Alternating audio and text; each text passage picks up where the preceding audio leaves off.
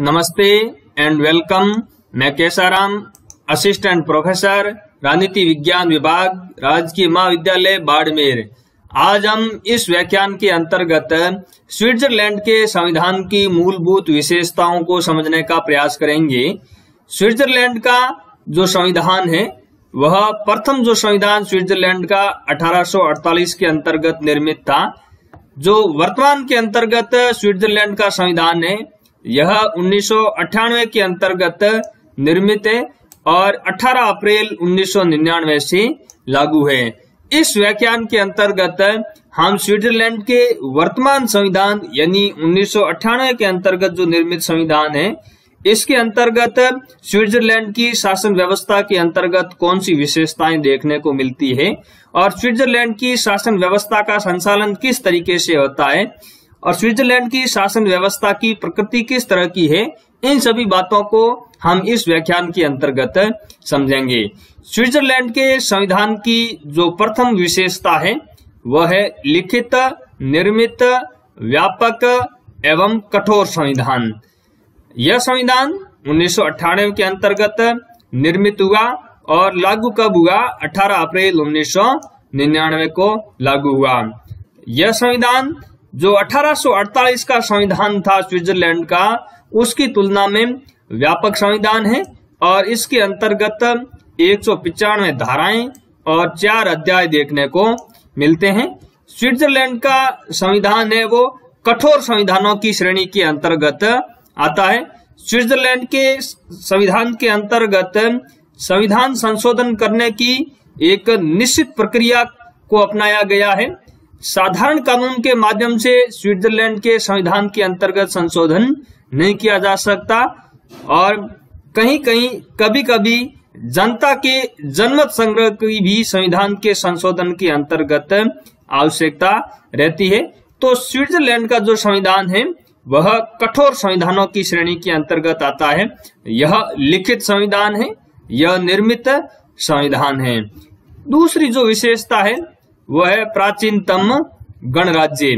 गणराज्य का मतलब यह होता है कि जो सर्वोच्च शक्ति है वो जनता के हाथों के अंतर्गत होनी चाहिए। शासन व्यवस्था का जो संचालन है करने की जो लोकप्रिय संप्रभुता है वो जनता के अंतर्गत निवासरत होनी चाहिए।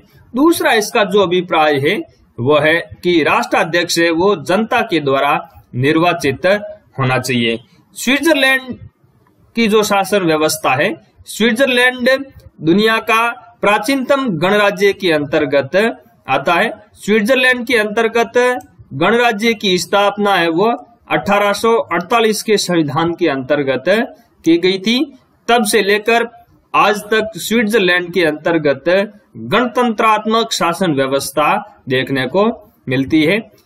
प्रसिद्ध विद्वान रेपार्ड के अनुसार स्विट्जरलैंड है वो युगों से गणराज्य रहा है। यानी कहने का अभिप्राय रेपार्ड का यह है कि स्विट्जरलैंड की जो शासन व्यवस्था है वो हमेशा से गणतंत्रात्मक शासन व्यवस्थाओं की श्रेणी के अंतर्गत रही है। अगली जो विशेषता है स्विट्जरलैंड के संविधान की वह है प्रत्यक्ष लोकतंत्र। वर्तमान युग के अंतर्गत आधुनिक युग के अंतर्गत आधुनिक राज्यों में अप्रत्यक्ष लोकतंत्र को अपनाया गया है। वहीं स्विट्जरलैंड आधुनिक राज्यों के अंतर्गत एक ऐसा उदाहरण है जहां डायरेक्ट डेमोक्रेसी यानी प्रत्यक्ष लोकतंत्र को अपनाया गया है। आधुनिक राज्यों की जनसंख्या बहुत ज्यादा है, आधुनिक राज्यों का क्षेत्रफल भी बहुत ज्यादा है, इसलिए जनता का सीधा शासन व्यवस्था के अंतर्गत भागीदारी करना कठिन कार्य है। इसलिए आधुनिक राज्य है वो अप्रत्यक्ष लोकतंत्र को, प्रतिनिधित्वात्मक लोकतंत्र को अपनाए हुए हैं। वहीं स्विट्जरलैंड के अंतर्गत प्रत्यक्ष लोकतंत्र देखने को मिलता है। आधुनिक राज्यों में स्विट्जरलैंड प्रत्यक्ष प्रजातंत्र का सर्वश्रेष्ठ उदाहरण है। स्विट्जरलैंड को डायरेक्ट डेमोक्रेसी का घर भी कहा जाता है। स्विट्जरलैंड के एक पूर्ण कैंटन जो कि ग्लेरस है और 4 अर्ध कैंटनों के अंतर्गत डायरेक्ट डेमोक्रेसी को अपनाया हुआ है। बाकी कैंटनों के अंतर्गत स्विट्जरलैंड के अंतर्गत भी अप्रत्यक्ष लोकतंत्र ही है। हालांकि दूसरे कैंटनों के अंतर्गत और संघीय स्तर पर प्रत्यक्ष लोकतंत्र के साधनों, लोक निर्णय एवं आरंभक जैसे प्रत्यक्ष लोकतंत्र के साधनों को अपनाया गया है। कैंटन क्या है? स्विट्जरलैंड के अंतर्गत जो राज्य है, राज्यों को कैंटन के नाम से जाना जाता है। तो एक पूर्ण कैंटन ग्लेरस के अंतर्गत और 4 अर्ध कैंटनों के अंतर्गत स्विट्जरलैंड के अंतर्गत डायरेक्ट डेमोक्रेसी को अपनाया गया है। यह जो एक पूर्ण कैंटन ग्लेरस और 4 अर्ध कैंटनों के अंतर्गत वहां पर विधानमंडल की बजाय वहां पर जो कानून निर्माण करने की जो संस्था है वो है लैंड्सजीमाइंड, प्रारंभिक सभाएं। इन प्रारंभिक सभाओं के अंतर्गत जिसे लैंड्सजीमाइंड कहा जाता है, इनके अंतर्गत मतदाताओं की सभा होती है। जो नागरिक स्विट्जरलैंड के 20 साल से ज्यादा उम्र के हैं वह इनके अंतर्गत एकत्रित होते हैं और विधानमंडलों की तरह ही यहाँ पर कानून निर्माण का कार्य करते हैं और प्रशासनिक कानूनों का, प्रशासनिक व्यवस्था का संचालन करने से संबंधित प्रक्रियाओं की व्यवस्था करते हैं। तो लैंड्सजीमाइंड क्या है? लैंड्सजीमाइंड एक पूर्ण कैंटन और स्विट्जरलैंड के 4 अर्ध कैंटनों के अंतर्गत मतदाताओं की एक सभा है जिनके द्वारा प्रत्यक्ष रूप से कानून निर्माण का कार्य किया जाता है। तो एक कैंटन के अंतर्गत और 4 अर्ध कैंटनों के अंतर्गत स्विट्जरलैंड के अंतर्गत डायरेक्ट डेमोक्रेसी का निर्माण किया गया है, जहां जनता प्रत्यक्ष रूप से कानूनों का निर्माण करती है। बाकी कैंटनों के अंतर्गत इनडायरेक्ट डेमोक्रेसी को अपनाया गया है, लेकिन वहां पर भी लोक निर्णय एवं आरंभक जैसे प्रत्यक्ष लोकतंत्र के साधनों की व्यवस्था की गई है। लोक निर्णय का अभिप्राय है जनमत संग्रह से, यानी जनता की सलाह लेना, जनता का मत जानना। आरंभक का मतलब होता है कि कानून निर्माण करने की पहल है वो जनता के द्वारा की जा सकती है। तो स्विट्जरलैंड के अंतर्गत जिन कैंटनों के अंतर्गत इनडायरेक्ट डेमोक्रेसी है वहां पर भी डायरेक्ट डेमोक्रेसी के साधनों को अपनाया गया है, लोक निर्णय और आरंभक। इस प्रकार हम देखते हैं कि आधुनिक राज्यों के अंतर्गत स्विट्जरलैंड एक ऐसा राज्य है जहां पर डायरेक्ट डेमोक्रेसी देखने को मिलती है। अगली विशेषता है स्विट्जरलैंड के संविधान की संघात्मक शासन व्यवस्था। स्विट्जरलैंड के अंतर्गत संघात्मक शासन व्यवस्था देखने को मिलती है। संघ एवं कैंटनों के मध्य, कैंटन यानी राज्य, संघ एवं कैंटनों के मध्य संविधान के अंतर्गत शक्तियों का विभाजन कर दिया गया है। कैंटन और संघ दोनों ही अपनी शक्तियां हैं वो संविधान के माध्यम से ही हासिल करते हैं, यानी संघ और कैंटन दोनों ही अपनी शक्तियां कहां से ग्रहण करते हैं? संविधान के माध्यम से ही ग्रहण करते हैं। स्विट्जरलैंड की जो संविधान है, अगर हम स्विट्जरलैंड के संविधान को देखें तो संविधान के अंतर्गत संघ की बजाय परिसंघ शब्द का इस्तेमाल किया गया है, फेडरेशन की बजाय कन्फेडरेशन शब्द का इस्तेमाल किया गया है। लेकिन अगर वास्तव में देखें तो स्विट्जरलैंड कन्फेडरेशन की बजाय फेडरेशन का ही उदाहरण है, यानी संघ का ही उदाहरण है। यहाँ यह समझना होगा कि कन्फेडरेशन यानी परिसंघ और फेडरेशन यानी संघ के मध्य अंतर क्या है। कन्फेडरेशन एक ऐसा संगठन होता है जिसकी इकाइयां हैं वो संप्रभु इकाइयां होती है। जैसे यूरोपियन यूनियन को अगर हम उदाहरण के रूप में देखें तो यूरोपियन यूनियन को हम कन्फेडरेशन के उदाहरण के रूप में देख सकते हैं, क्योंकि यूरोपियन यूनियन की जो इकाइयां हैं वह संप्रभु इकाइयां हैं और संप्रभु राज्य है। यह संप्रभु राज्य परिसंघ से यानी यूरोपियन यूनियन से निश्चित शर्तों के साथ कभी भी अलग हो सकते हैं, लेकिन संघ के अंतर्गत ऐसा नहीं होता। संघ की जो इकाइयां होती है वो संप्रभु इकाइयां नहीं होती है, इकाइयां संघ से कभी अलग नहीं हो सकती। तो स्विट्जरलैंड की जो शासन व्यवस्था है वो किस तरह की है, वह संघात्मक शासन व्यवस्था का ही उदाहरण है। हालांकि संविधान के अंतर्गत कन्फेडरेशन शब्द का इस्तेमाल किया गया है, लेकिन वास्तव के अंतर्गत स्विट्जरलैंड फेडरेशन यानी संघ का ही उदाहरण है। अमेरिका के संविधान की तरह भी स्विट्जरलैंड के संविधान में भी संघात्मक शासन व्यवस्था के अंतर्गत शक्तियों के विभाजन के लिए गणना और अवशेष के सिद्धांत को अपनाया गया है। गणना और अवशेष के सिद्धांत के अनुसार एक पक्ष की शक्तियों की गणना करके उसकी शक्तियां निश्चित कर दी जाती है और शेष बची हुई बाकी अवशिष्ट शक्तियां हैं वो दूसरे पक्ष को सौंप दी जाती है। स्विट्जरलैंड के अंतर्गत संघ की शक्तियों को निश्चित कर दिया गया है और बाकी बची हुई जो अवशिष्ट शक्तियां हैं वो स्विट्जरलैंड के अंतर्गत कैंटनों के पास में है, यानी स्विट्जरलैंड के अंतर्गत इकाइयों के पास में ही है। स्विट्जरलैंड के अंतर्गत 20 पूर्ण कैंटन है और 6 अर्ध कैंटन है, यानी टोटल कितने कैंटन, टोटल कैंटनों की जो संख्या है वो 23 है। 23 कैंटनों के अंतर्गत 20 पूर्ण कैंटन यानी कंप्लीट कैंटन है और जो 6 है वो अर्ध कैंटन है, क्वेसी कैंटन है। कैंटन और अर्ध कैंटन के मध्य क्या अंतर है स्विट्जरलैंड के अंतर्गत, इसको भी हम समझने का प्रयास करते हैं। पहला जो अंतर है पूर्ण कैंटन और अर्ध कैंटन के मध्य वह यह है कि संघीय संसद का जो द्वितीय सदन है वहां पर सीनेट, उसमें प्रतिनिधि भेजने के अधिकार को लेकर के अंतर देखने को मिलता है। प्रत्येक पूर्ण कैंटन है वो सीनेट के अंतर्गत उच्च सदन के अंतर्गत 2 प्रतिनिधि भेज सकता है, जबकि अर्ध कैंटन है वो सीनेट के अंतर्गत अपना 1 प्रतिनिधि भेज सकता है। यानी कहने का अभिप्राय यह है कि संघीय संसद का दूसरा सदन सीनेट, उसके अंतर्गत प्रत्येक पूर्ण कैंटन 2 प्रतिनिधि भेज सकता है और प्रत्येक अर्ध कैंटन है वो अपना 1 प्रतिनिधि भेज सकता है। दूसरा जो पूर्ण कैंटन और अर्ध कैंटन के मध्य अंतर देखने को मिलता है वह है संविधान संशोधन में मतदान का हिस्सा।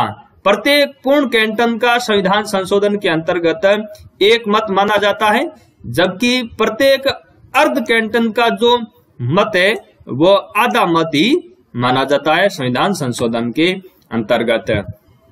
तो संविधान के अंतर्गत स्विट्जरलैंड में पूर्ण कैंटन और अर्ध कैंटन के मध्य इन 2 आधारों पर अंतर किया गया है।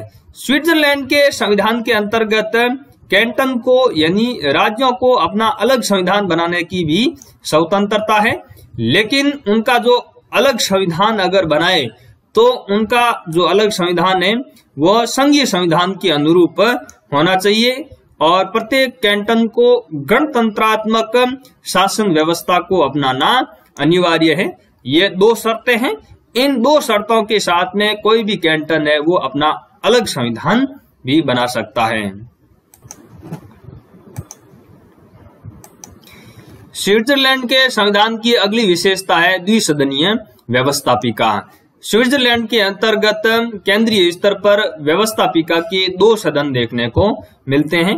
व्यवस्थापिका को स्विट्जरलैंड के अंतर्गत संघीय संसद कहा जाता है, फेडरल पार्लियामेंट कहा जाता है। इसका जो पहला सदन है वो है प्रतिनिधि सभा। यह निम्न सदन है या पहला सदन है या इसे लोकप्रिय सदन कहा जाता है। तो पहले सदन का नाम क्या है? पहले सदन का नाम है प्रतिनिधि सभा। प्रतिनिधि सभा के अंतर्गत जो सीटों का निर्धारण किया गया है वह है जनसंख्या के आधार पर सीटों का निर्धारण, यानी इसके अंतर्गत सीटों का जो निर्धारण है वो किसके आधार पर है? प्रतिनिधित्व किस आधार पर है? जनसंख्या के आधार पर प्रतिनिधित्व निश्चित किया गया है। प्रतिनिधि सभा के अंतर्गत स्विट्जरलैंड के अंतर्गत जो सदस्य संख्या है वह 200 सदस्य संख्या है और इनका जो निर्वाचन किया जाता है वो जनता के द्वारा प्रत्यक्ष रूप से किया जाता है। जनता वयस्क मताधिकार के आधार पर अपने सदस्यों, प्रतिनिधि सभा के सदस्यों का निर्वाचन करती है। प्रतिनिधि सभा का जो कार्यकाल है वह स्विट्जरलैंड के अंतर्गत 4 वर्ष का है। संघीय संसद का जो दूसरा सदन है स्विट्जरलैंड के अंतर्गत वो है सीनेट। यह उच्च सदन है स्विट्जरलैंड के अंतर्गत और इसकी जो सदस्य संख्या है वो है 46 यानी 46 सदस्य सीनेट के अंतर्गत है। प्रत्येक कैंटन का जो प्रतिनिधित्व है सीनेट के अंतर्गत वह एक समान है। अमेरिका की तरह स्विट्जरलैंड के अंतर्गत भी जो दूसरा सदन है सीनेट, उसके अंतर्गत जो राज्यों का प्रतिनिधित्व है, इकाइयों का प्रतिनिधित्व है, वह एक समान है। यानी जनसंख्या के आधार पर दूसरे सदन के अंतर्गत प्रतिनिधित्व सुनिश्चित नहीं किया गया है, बल्कि प्रत्येक इकाई को, प्रत्येक कैंटन को एक समान प्रतिनिधित्व दिया गया है। प्रत्येक कैंटन है सीनेट के अंतर्गत 2 प्रतिनिधि भेज सकता है और प्रत्येक अर्ध कैंटन है वो अपना 1 प्रतिनिधि सीनेट के अंतर्गत भेज सकता है। इस सदन का यानी सीनेट का जो कार्यकाल है स्विट्जरलैंड के अंतर्गत 4 वर्ष है। स्विट्जरलैंड के अंतर्गत दूसरा सदन स्थायी सदन नहीं है। ये बात ध्यान देने की है कि स्विट्जरलैंड के अंतर्गत जो दूसरा सदन है सीनेट, यह एक स्थायी सदन नहीं है, बल्कि इसका भी एक निश्चित कार्यकाल है। और यह कार्यकाल कितना है? यह कार्यकाल 4 वर्ष का है। सीनेट के सदस्यों का जो निर्वाचन है वह कैंटनों के द्वारा ही किया जाता है। संविधान के अंतर्गत सीनेट के सदस्यों का निर्वाचन करने की जो जिम्मेदारी है, व्यवस्था है, वो कैंटनों को सौंपी गई है।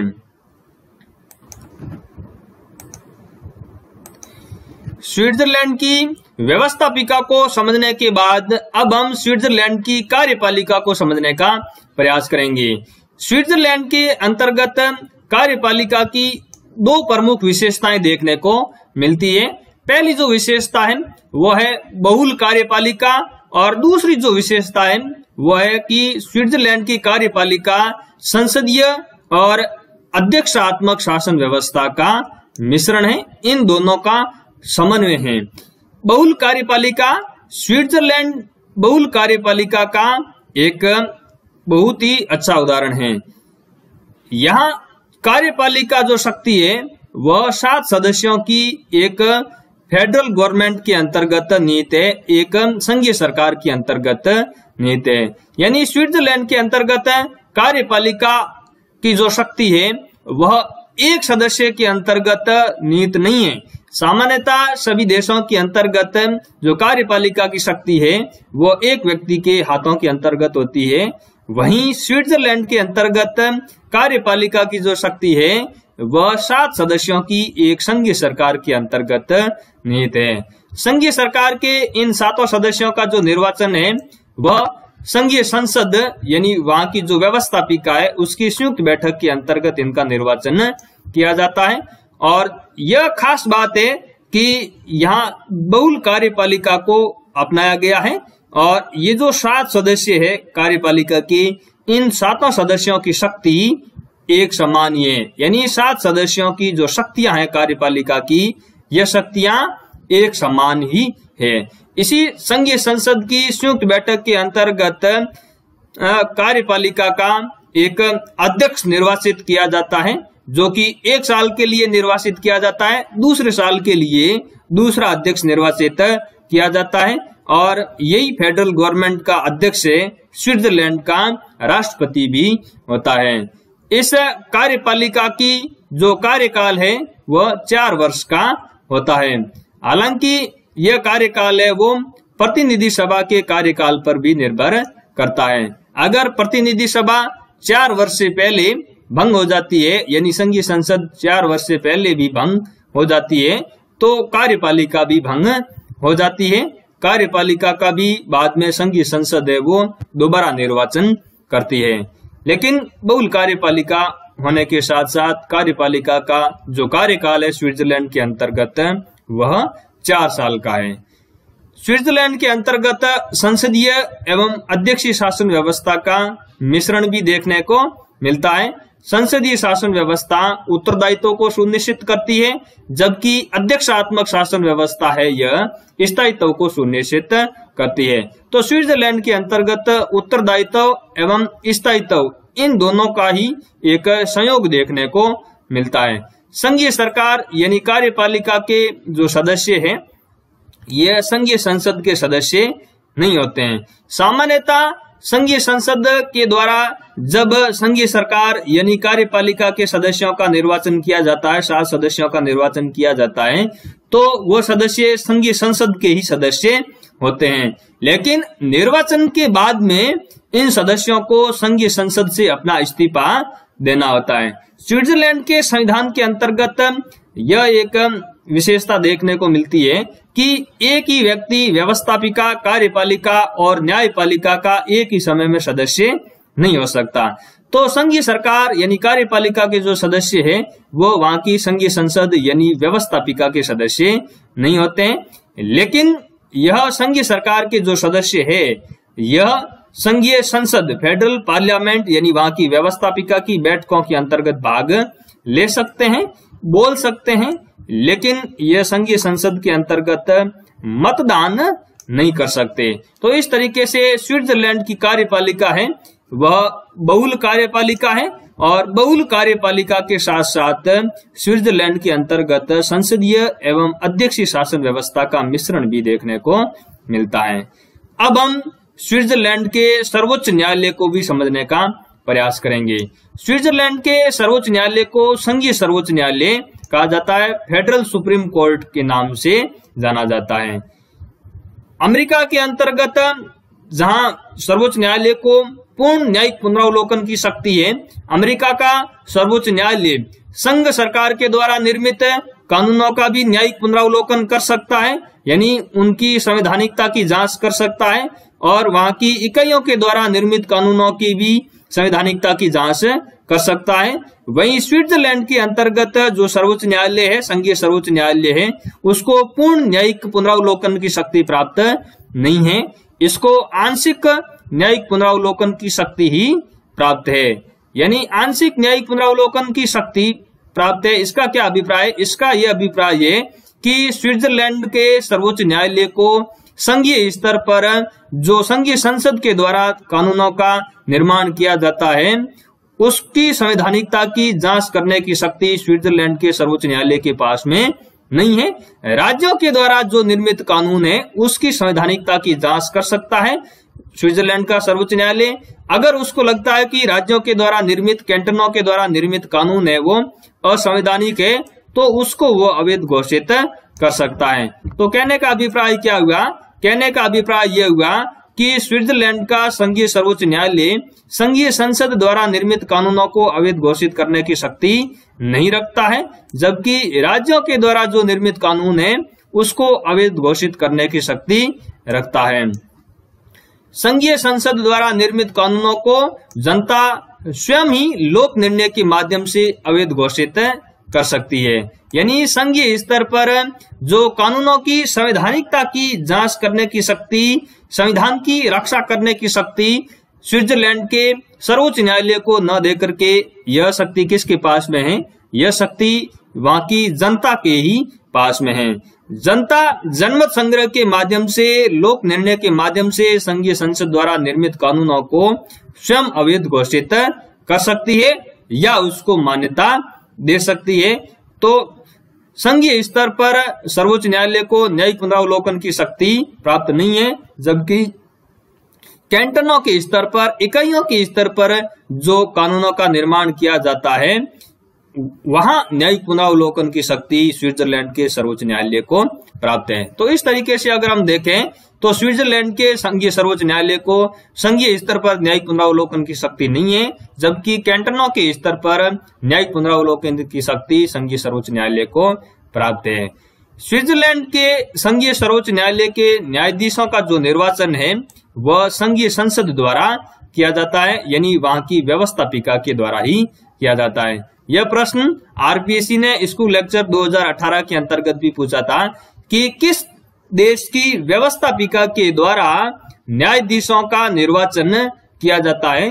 तो स्विट्जरलैंड की न्यायपालिका यानी सर्वोच्च न्यायालय के न्यायाधीशों का निर्वाचन वहां की संघीय संसद यानी व्यवस्थापिका के द्वारा किया जाता है। यह बात ध्यान देने की है। अगली जो विशेषता है स्विट्जरलैंड के संविधान की वह है तिहरी नागरिकता, यानी यहाँ पर 3 स्तर पर नागरिकता देखने को मिलती है। अमेरिका के अंतर्गत 2 स्तरों पर नागरिकता यानी दोहरी नागरिकता देखने को मिलती है। जहां संघात्मक शासन व्यवस्था का आदर्श मॉडल देखने को मिलता है, वहां दोहरी नागरिकता देखने को मिलती है, एक संघ की नागरिकता, दूसरी इकाइयों की नागरिकता। इस मामले में स्विट्जरलैंड की जो शासन व्यवस्था है वह एक कदम आगे है। स्विट्जरलैंड के अंतर्गत तिहरी नागरिकता देखने को मिलती है, यानी 3 स्तरों पर नागरिकता प्राप्त है।